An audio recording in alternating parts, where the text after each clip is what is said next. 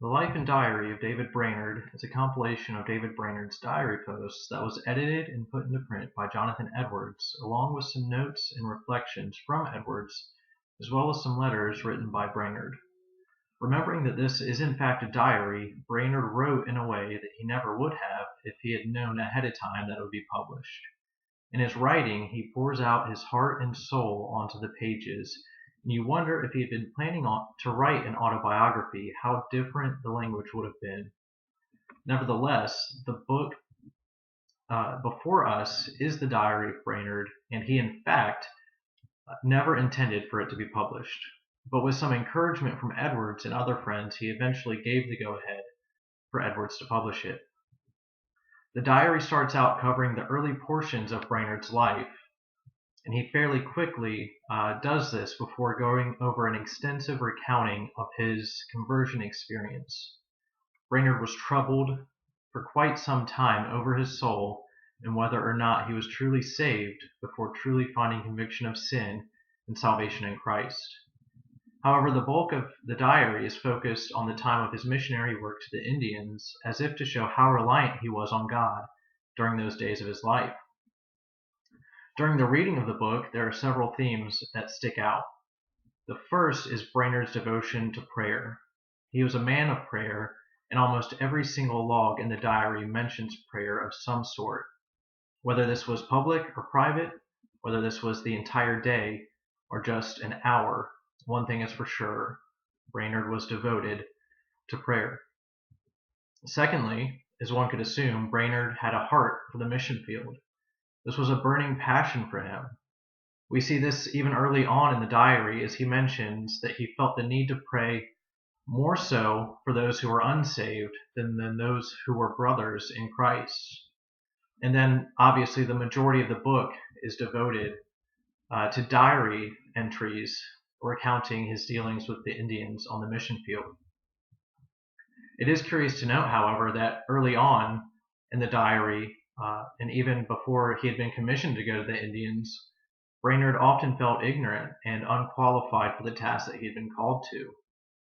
Once more, this may show why he had been so diligent and was always so diligent in prayer.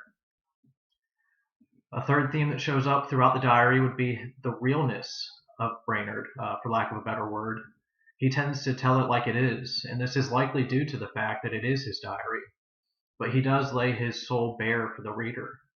He tells of inexplicable highs in his walk with God, times of prayer and meditation that are so great, but then days later he can have an entry where he will say that God hides his face from me. And Edwards had prefaced the diary saying that Brainerd did indeed suffer from periods of melancholy, and it does show throughout the diary and is enhanced by entries like this, but Brainerd does tend to keep it real. Periods of highs, mountaintop experiences, and then valleys, deep down dark periods, and yet God sustains him through these. And then a fourth theme comes about throughout the diary, and that would be illness and fatigue that Brainerd shows throughout. He had a tendency to work and work and work until he was to the point of exhaustion, and he suffered several ailments, and he of course died at a very young age as well. And so those are some of the themes that tend to pop up throughout the diary. And then moving on to some weaknesses throughout, and it's tough to point some out, some pitfalls in the diary, and that's mainly due to the fact that it is just that, a diary. Once again, Brainerd never really intended for it to be published for the masses, but it was for his own personal reflections. So it's tough to to point out weaknesses when a man is doing that. However, if we are looking for a weakness, it may be in the editor, in Jonathan Edwards. His admiration for Brainerd tends to pour through in the preface and the reflections. It's as if he's saying, I know the diary is good, but I want there to be no mistake about it. Brainerd was a really, really good guy, and let me make sure there's no reason that you should think otherwise. He prefaces the diary with some things that says, here's what you're going to see, and let me make sure you don't interpret this the wrong way, instead of letting the reader read to see what's going to go on. He wants to make sure there's no wrong interpretations. And then he does kind of the same at the end of the book. Here's some reflections on what you've read, and here's how you can use that for your own benefit. So that may be one of the weaknesses of the book. And then as far as how it's beneficial for the here and now, nowadays, some of those themes that go throughout are helpful nowadays for missionaries looking to go out into the mission field. It's a great book to read and see what you're going to experience. He talks of periods of loneliness.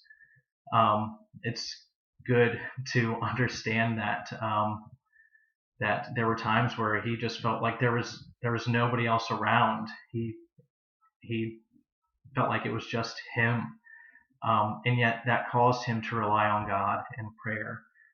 It's good to for us to read and be humbled for our lack of prayer and reliance on God. And then as far as how it's used in people's lives individually, John Piper says this on Brainerd. He says, Brainerd's life is a vivid, powerful testimony to the truth that God can and does use weak, sick, discouraged, beat down, lonely, struggling saints who cry to him day and night to accomplish amazing things for his glory.